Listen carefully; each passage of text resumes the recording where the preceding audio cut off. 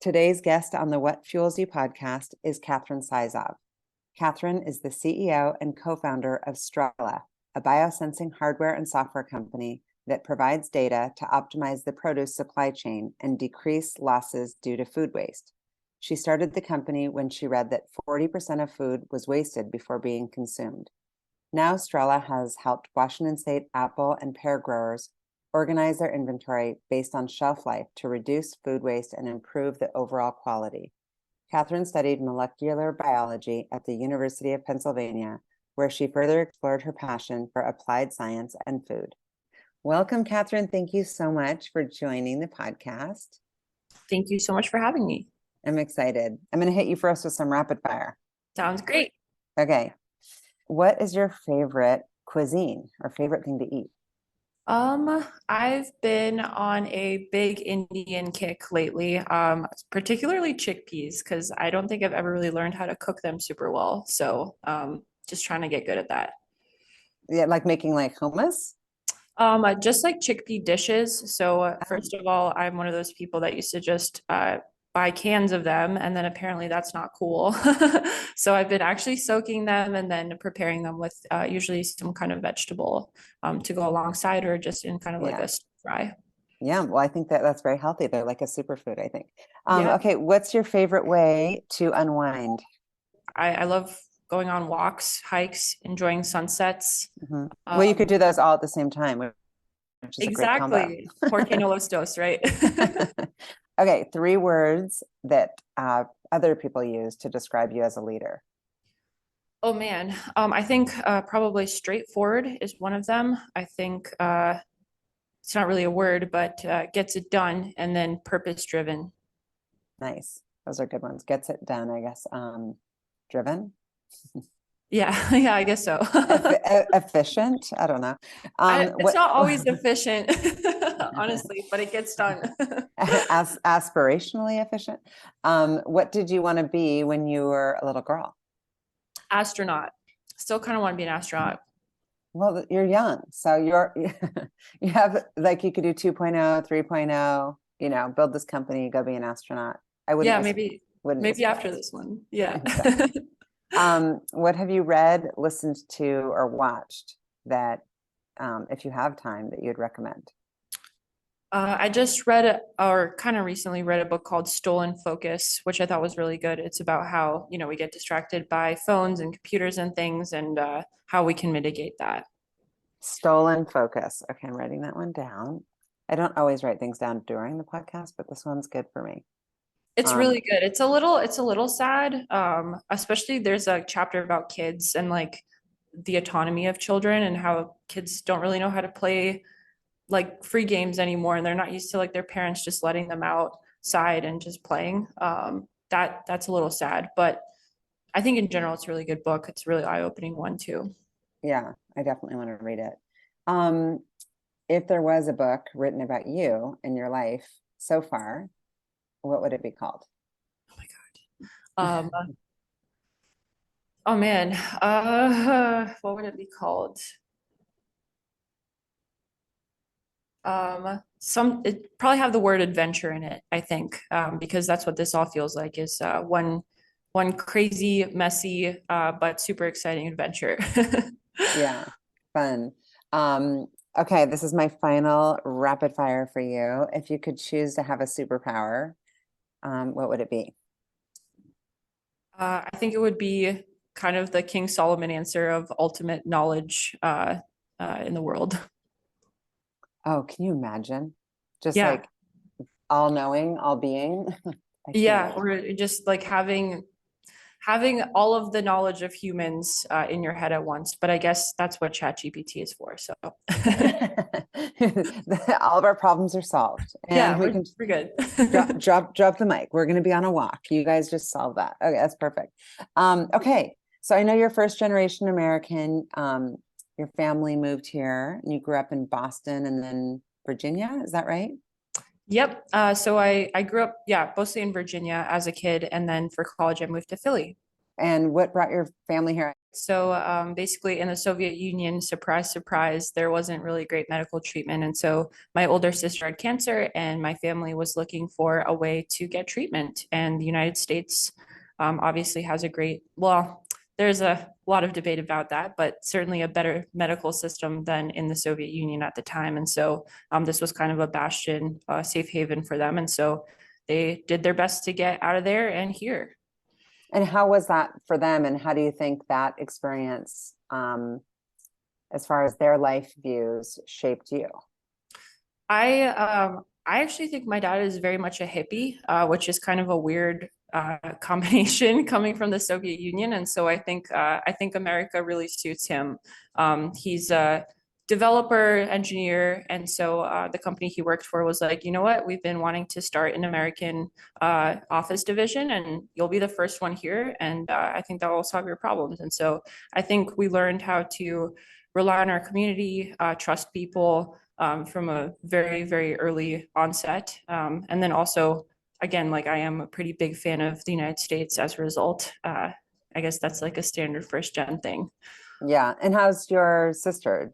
Did she get the medical treatment that she needed? And She did get the treatment she needed, but she got diagnosed with another cancer a couple years later, and unfortunately died. oh God. But yeah, I we did what we could, you know. Yeah. And your family left their family, so that must have been hard because your parents are still in the Soviet Union. Yes, yes, they were and are. So I actually grew up going to Russia in the summers, especially, and kind of spending my summers in the forests in Russia, kind of in the rural areas. It is weird how different it is. I think the culture is pretty dramatically different. I think, you know, especially with like what's currently going on, it's interesting to see even where miscommunication happens or like how different cultures react to the same thing. Um, I I mostly, like I said, spent my time in Moscow and then also kind of a little bit on the outside of Moscow. And it's actually the climate and the nature looks a lot like the PNW. So lots of evergreen forests, lots of lakes and rivers. It's really beautiful, especially in the summer. In the winter, it gets a little bit dicey for sure. It's all just a blanket of like white snow. Yeah. And when your family moved, were they seeking out a Russian community, or were they like, hey, now we're in the US and we're completely going to assimilate?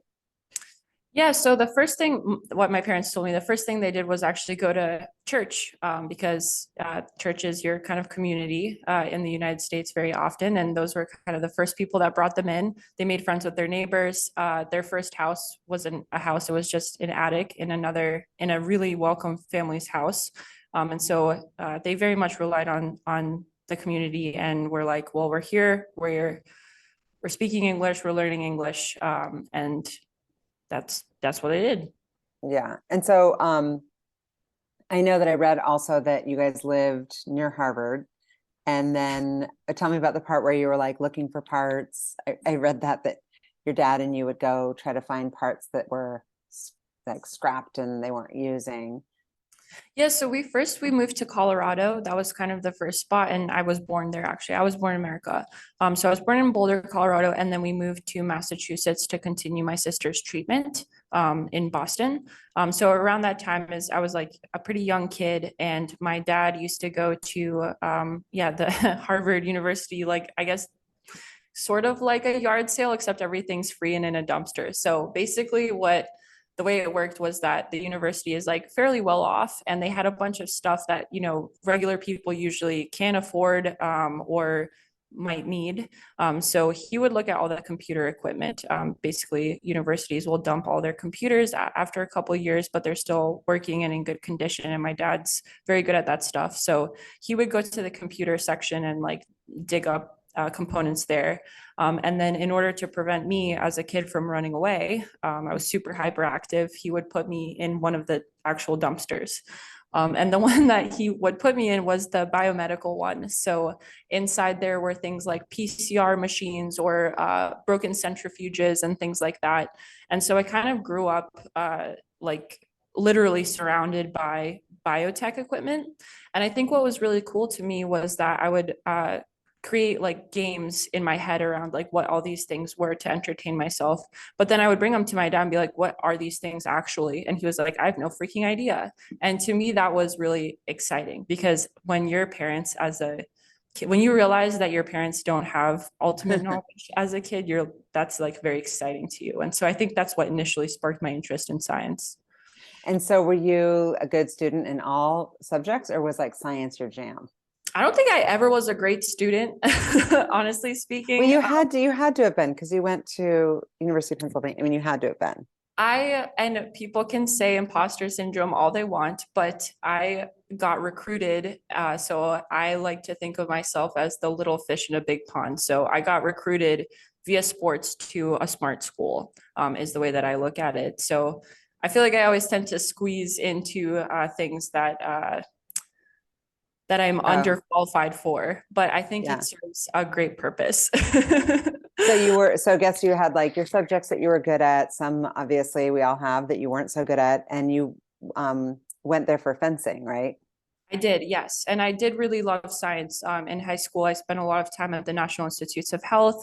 I had some amazing mentors there that really just instilled a love for learning and molecular biology alongside other things in me. So, yes, out of all the subjects, my grades are definitely best there. Yeah. Do you remember a moment or a conversation or something where you had that kind of epiphany that like I am into this, like I love molecular biology? What were you doing at the time, or what was the conversation about that it kind of clicked? Yeah, so actually, I was fencing at my little club when I was like 15 or 16. And what's cool, what I've always loved about fencing is that people of all ages do fencing. And so, as a 15-year-old, I was exposed to people who were well into their careers, people who are a decade, 2 decades, 5 decades older than me. And so, this one guy got to talking about what he does, and he was basically a pre-med student in college, and he was working in a lab. It sounded really interesting to me. And so I eventually convinced him to give me the email of his boss. And I asked if I could also maybe do some intern work for them. That's amazing.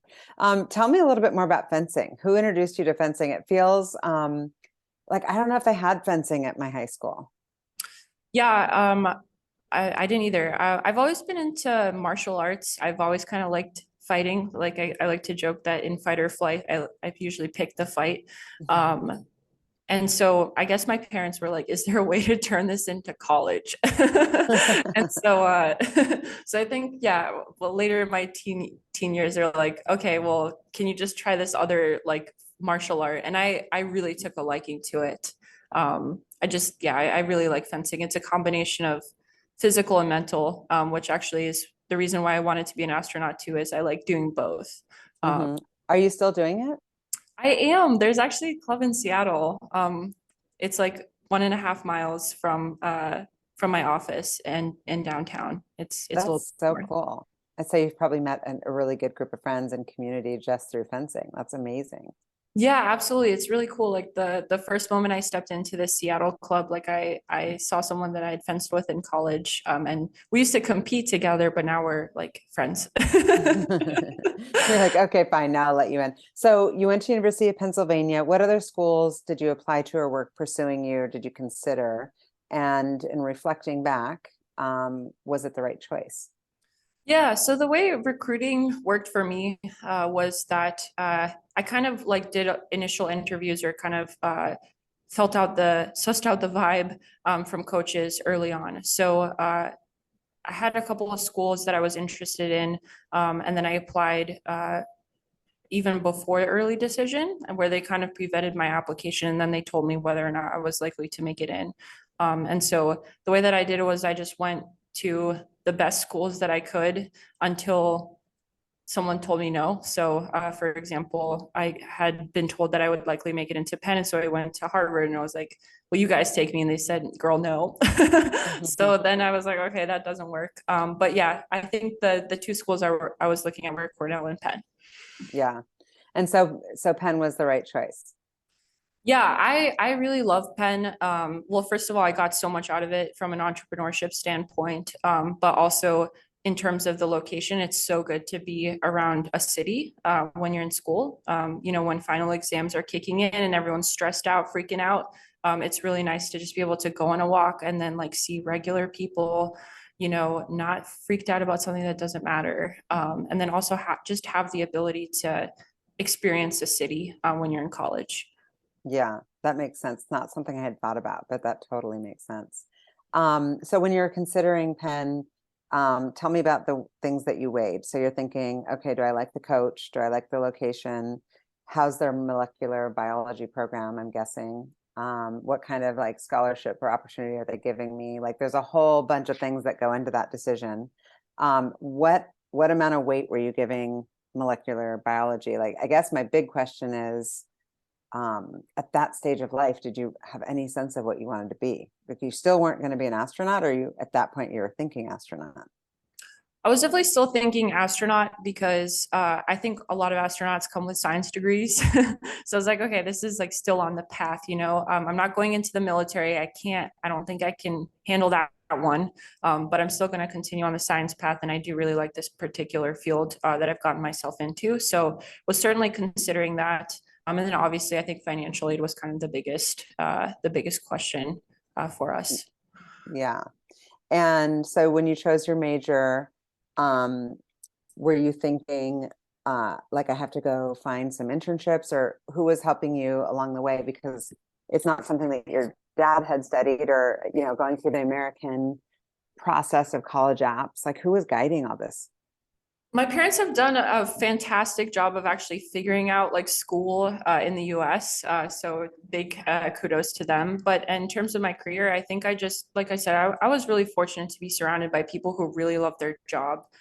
Whether that was like my mentors at NIH or when I came to Penn, all the folks I worked with in labs. And so they kind of guided me. I just hung around them. And at some point, I mean, the natural track is to go to grad school, right? And so that was kind of where I was going to be going. Yeah. And what disrupted that as far as, well, first of all, what work were you doing in the labs? What were some of the things you were working on? Yeah, I was working on neuromuscular disorders. So I started with like muscular dystrophy and figuring out how it happens, what causes muscular dystrophy. And then I moved more towards like autism spectrum disorders later on. A lot of my work involved mice. It's actually kind of funny. Um, if you want to tell if a mouse is antisocial, you basically put it into a cage. And on one side of the cage, you put a rock, and on the other side of the cage, you put another mouse. And then you just see how much time the mouse spends with the rock versus the other mouse. And if it's a normal mouse, it's going to spend basically all of its time with the other mouse. But if it's antisocial, it's going to go and spend a lot of time with the rock. So I spent a lot of time looking at mice and rocks when I was at Penn. Oh my gosh, that is unbelievable. Like how many hours can you sit and watch that? That's like, wow. Many hours, because the other thing is it's also pretty subjective, right? Like how much time did each mouse spend? And so they're like, well, we need one person to collect all the data for Of all the course. mice in this lab. Yeah. Yeah, You can't control for too many things. Like you have to have the exactly. consistency there. That's so funny. So did you just graduate in 2019? Yes, I did. And you're already like kicking ass, crushing it. I guess when you graduated, what was the plan, and how did you get here? Like walk me through this from 2019 to Strella. Like what was the whole path there? Yeah, so around my junior year, I started thinking about like what's next. And again, the natural kind of next step would be graduate school. And I don't know, my heart kind of felt heavy for some reason. That just it wasn't working for me. I think I realized that a PhD is something around 8 years. I couldn't think of a project that I wanted to do for 8 years in neuroscience. I also didn't really know if I wanted to be at a lab bench every single day of my life, because that's what it is you come and you do your work, and you're basically in a lab. And I just wanted to have maybe more of a human element involved, maybe have science plus something else in my life. And so I just started honestly procrastinating and thinking about other potential opportunities. And so the only thing that I could think of was, okay, I'm just going to read. I'm going to read anything that's interesting to me, and I'm not going to really put a barrier on what I'm reading. And so I eventually stumbled across the whole food waste issue. that 40% of food is wasted before it's consumed. And that kind of just sparked a whole kind of a very deep dive, very long rabbit hole that eventually became this company. So when you say 40% of food is wasted before it's consumed, is that a US statistic or a global statistic? It's a global statistic published by the Food and Agricultural Organization. And so, okay, so you had this aha moment, and then what do you do? Because I'm just like, I love that beginning part. You're like, and then I go incorporate the name. How do I come up with a name? No. I call a friend, I call my parents. Like, I have this idea. Who do you call first to tell about the idea? So I went to the grocery store because I was like, whoa, like I am one of those people that just takes it for granted that I can go to the grocery store at any point in my life, at any time, 24/7, and I have food available to me. And I don't even know where the food comes from. So I went to the grocery store and I asked, like, someone stocking the shelves, like, hey, like, where do these plums come from? And she was really helpful. She told me all about it.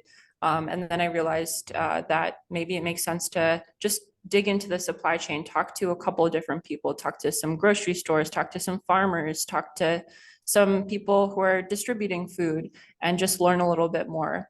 Also, again, I don't think school is really my strong suit. So any excuse to skip class was one that I would willingly take. So if I had an excuse to go to a farm and not go to class, I was going to do it. So that's what ended up happening. And so, what does the name Strella mean? Is that the first name that you came up with?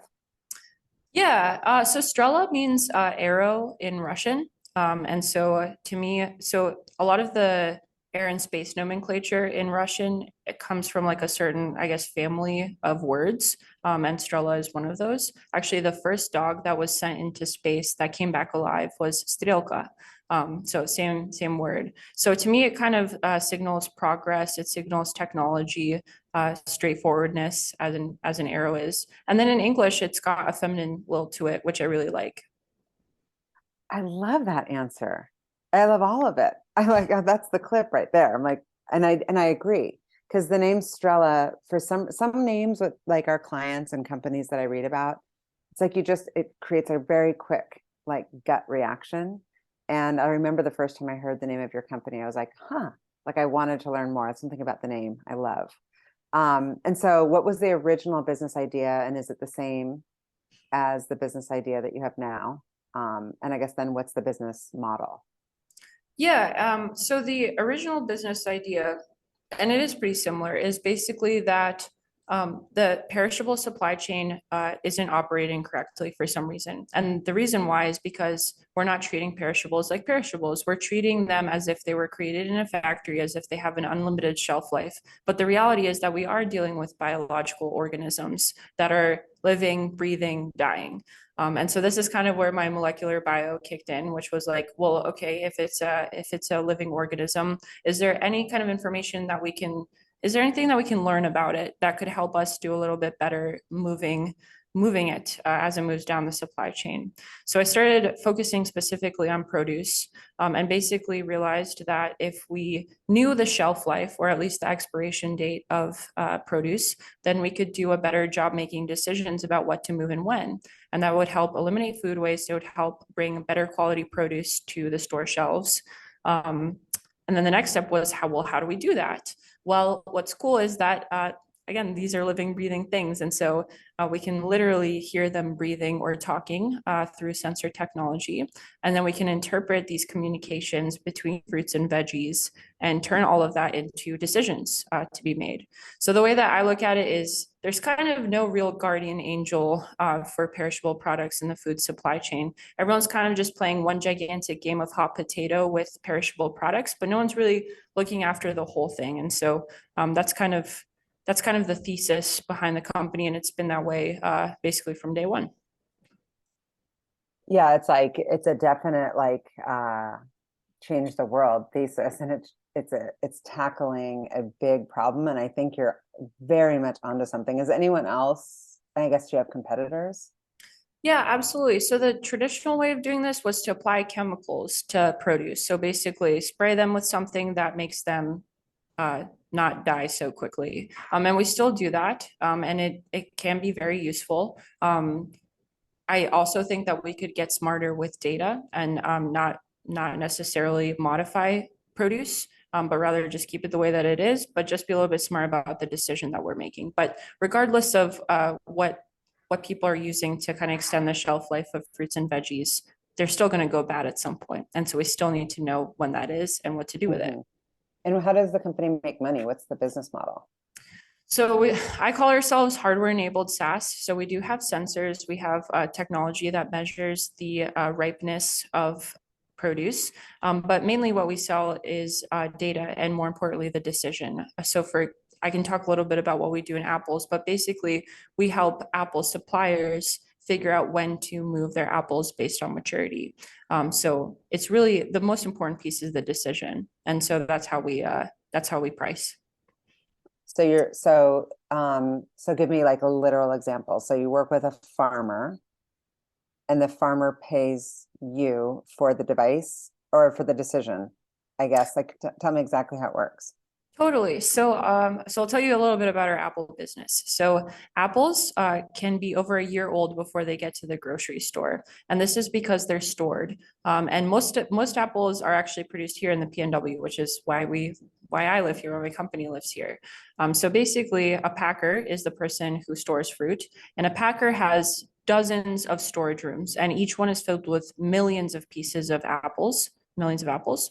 And the problem is that the packer doesn't really have too much quantifiable information about behind which door is the ripest fruit, basically. And so they rely a lot on their historical knowledge. These are usually like fourth or fifth generation growers. And so they have a good relationship with all the folks in the community. They rely on a lot of their instinct.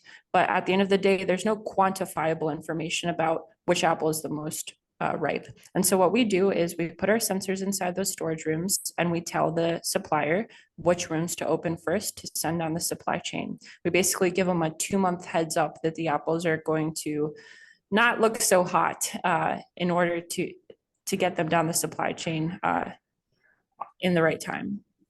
So what we do is we charge per room per year, in that case, per storage room per year.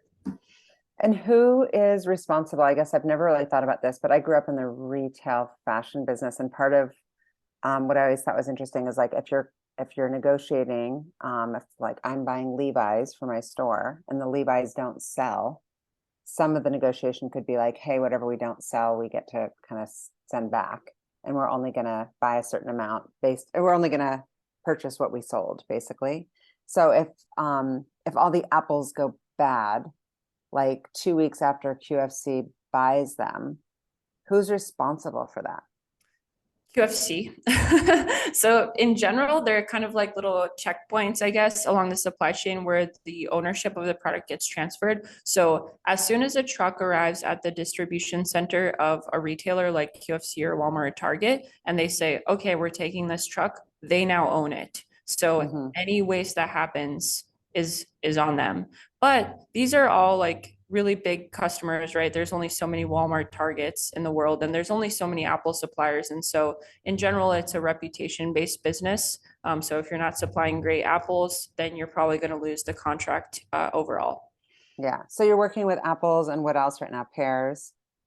We do apples, pears, and bananas. Bananas are definitely a little bit different, but same concept. Basically, the idea is that you as a consumer should be able to go to the grocery store and always see that perfectly yellow banana on the store shelf instead of the stuff that we're kind of seeing sometimes, which is the green ones, like green bananas or mushy avocados or hard avocados, and then not really being able to make a good purchase, but then also like having food waste happen in our houses because we don't even know when this stuff is going to go bad.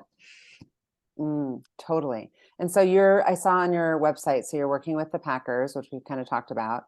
You're working with the retailers. I think we didn't really cover like in what way you'd work with a retailer, and then also importers.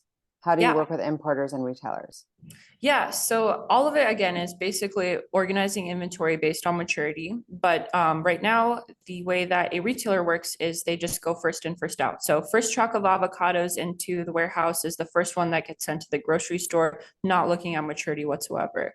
Well, imagine if that's the way emergency rooms worked for us, right? Like no matter how bad my wound was, it doesn't matter. I'm just treated based on the time I came into the door. Well, you'd have a ton of waste, right? You'd have a ton of death. And so what we're doing is we're saying we're going to actually assess the maturity of these avocados. We're going to take a look at what's going on. And then we're going to reshuffle your inventory so that you're always sending out the most ripe produce first. And that also happens to be the stuff that the consumer wants to eat, right? We want to go to the store and we want to see, the ripest piece of fruit on the store shelf. So it kind of works out in both directions. And what about for importers? Same thing. Same thing. So importers, they're dealing with shipping containers. So for example, it can take like 80 days for kiwis to get from Australia, New Zealand to the United States. And then basically what happens is an importer receives like a bunch of black boxes filled with a perishable product that are pretty old at this point, and they have to make a split-second decision about what am I sending to this retailer, what am I storing, what am I doing with my product. And right now it's all kind of a big guessing game. And so again, we put sensors inside the shipping containers, and we are able to say the shipping container is more mature than that one, so it's time to send that truckload to the grocery store as quickly as possible.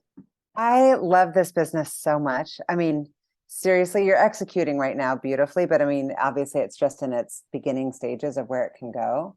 I think it's going to be truly a game changer. And obviously others saw that too, because you got some pretty impressive investors. Are you comfortable saying how much you've raised and where you are with all, have you just raised in a seed round? I raised a Series A. So I raised an $8 million Series A about a year ago. I've raised about $11.5 million to date, and I'm probably going to go out for a B in a few months' time. Yeah. And so who are some of your investors, and how did you get in front of them? And I guess just overall, what was that fundraising process like for you? I'm guessing you're pretty good at it because you defined yourself as being straightforward and you're very clear in the way you communicate your ideas. And I'm sure that's helpful.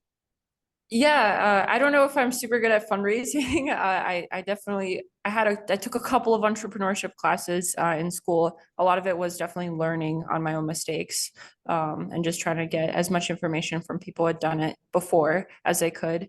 I've got some great investors on the table. What I've tried to do was basically get a bunch of different expertise. So we have Union Labs, which they know a lot about IoT and kind of deep tech and hardware, alongside Catapult. We have Yamaha. Yamaha's on my board. Nolan Paul there has worked in ag for a very significant portion of his life. So he knows all about packers, all about importers, all about retailers, how they interact with each other, which is super helpful. And then we have other investors like Millennium Tech Ventures, Google Ventures, that provide network support. They also help with future fundraisers as well. Yeah. And is Mark Cuban also an investor? Yes, Mark Cuban is an investor, and we've had a couple calls. I'm kind of obsessed with Mark Cuban. We watch in our house, we watch Shark Tank all the time, and he's our favorite. Yeah, he's I remember like one of the calls that I had, I wrote up like a list of like, I don't know, 50, 100 questions. I was like, there's no way we're going to get through all of these in like half an hour to an hour. I don't remember how long it was. And we did, because he has like an answer for every single thing. And I'm like, geez, like, yeah, he's intense. Yeah. He's just amazing. I've heard him speak before too, and he's just cool. He just seems like the coolest person. Yeah. I love that. So, well, that's exciting that you're going to go raise more. And how have you gone about, has it been organic, the establishment of your culture, your values, your strategy around recruiting, DEI, like all of that category of the business? Or did you go in with kind of a playbook or somebody telling you what to do? Definitely not. I went into this at like age 20, so there's like no playbook for anything. I feel like, and I'm still very much thinking through these things, right? Like these are all living, breathing, changing things. I think in culture, there's a couple of things that are really important to me. The first one is that every single day is going to be different at a startup. Some people don't love that, right? Some people want like stability, inflexibility in their job. They want to know what they're kind of working on. That's not what a startup is, right? Every day you're doing something different, and you're also learning on the job. And so that's a really big piece of what we do. I think there's also knowing how to be comfortable in ambiguity, but simultaneously like not sacrificing quality for it, which is always kind of a really big give and take. So that's another thing that we're very focused on right now. But in general, I think the culture is we're all in this boat together. We've decided to go on this adventure together, and so we're going to cry on each other's shoulders when we need to, but we're also going to celebrate together when we have successes. Mm-hmm. And what are you guys celebrating right now? Like what's on your mind as far as something that's exciting happening at Strella? Yeah, so we're about to finalize a distribution deal that where we basically are now going to be selling globally, which is super cool. So we've traditionally been in only in the US and mostly the PNW, but now we're about to have a bunch of international customers. So that's certainly something to celebrate. Right now we're all we're all hands on deck, like scrambling to get like something out the door, but we will celebrate once we've kind of got Yeah, the first push of product out. that's super exciting. How many employees do you currently have? We're at 17 right now. Yeah. Well, that's incredible what you've been able to do with a lean team like that. So 17. And what are some of the, I guess, goals for this year and in the next 6 to 12 months for the business? Yeah, so we're very much growing our Apple business, like I said, in other geographies apart from North America. And then we're also very much pushing on getting our next couple customers for our banana product, which is brand new. So those are kind of our focuses alongside probably a fundraise. So yeah. Yeah, that's incredible. I think you'll do great. And so I'm curious what, like, as we were getting on, we were talking about our list of things to do. Do you have any hacks for me or for our listeners of like ways to stay organized or to accomplish all of these things? I guess even generationally, like given that you're out of college only a few years, you probably have like more technology efficiencies than some people, or hacks of ways to get stuff done. I think honestly, I don't have any super high tech ones, but one of them is set external deadlines, which come naturally. But I'm also one of those people who like procrastinates and stuff. But when I was in college and working on my startup, what really helped was to sign up for like a bunch of pitch competitions because Mm, I didn't want to look like a fool when I got on stage and like not have anything ready. So I did all my market research. I did all of my, competitive research, comp analysis, all that stuff. And so I was pretty prepared. So I think setting external, having external pressures and deadlines, and also sometimes holding yourself to things. So again, like before I graduated, I was like, okay, if I'm going down this kind of path that I don't really, I'm not sure if it's going to work out or not, I need to set myself some goals. And so what I did was I wrote in a Word document, if I don't get X, Y, and or Z by the time I graduate, I'm going to go to grad school. And then I forgot that document. I didn't look at it until my graduation date, basically. And then I made a decision to continue or not. So I yeah, think setting kind of having water lines is really important. yeah, And then OKRs as a company, OKRs are really important. yeah. You have implemented OKRs into the company. Yes, I think maybe I think I'm actually a little dumb and I can't hold too many things in my head, but I can hold like my 3, 4 goals. And I know that every day that I wake up, I'm like working towards those things. That's really, really useful for me. Well, maybe you could come over to my company and to my house and help me with my OKRs. It's hard. I know that this business has a clear purpose-driven aspect to it, and I'm guessing when you're recruiting people that if this resonates in any way, which it should for everybody, that it's a passion thing for them too, like this makes sense. When you're going out to talk to potential customers, if they are saying like, yeah, no, thanks, but no thanks, is it because like, for what reason would they say no? Because it just seems like such an obvious yes. And I'm wondering if there's this blend of like it feels like a feel good thing versus a like, no, there's an actual ROI on the business, because the ROI on the business seems incredible. Like, and do you have any numbers that you can share around that part? Yeah, absolutely. So in agriculture, the biggest thing is that it is kind of an old industry. So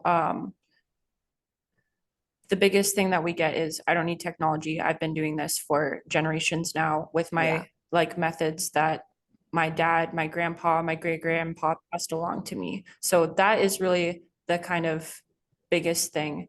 To your point, we never lead with the sustainability piece. Honestly, like I don't really have any sustainability investors. I don't, my customers do care about sustainability. Farmers do care about the like 50 to 100-year outlook because they are passing things down from generation to generation. What are you doing to impact the P&L of a business?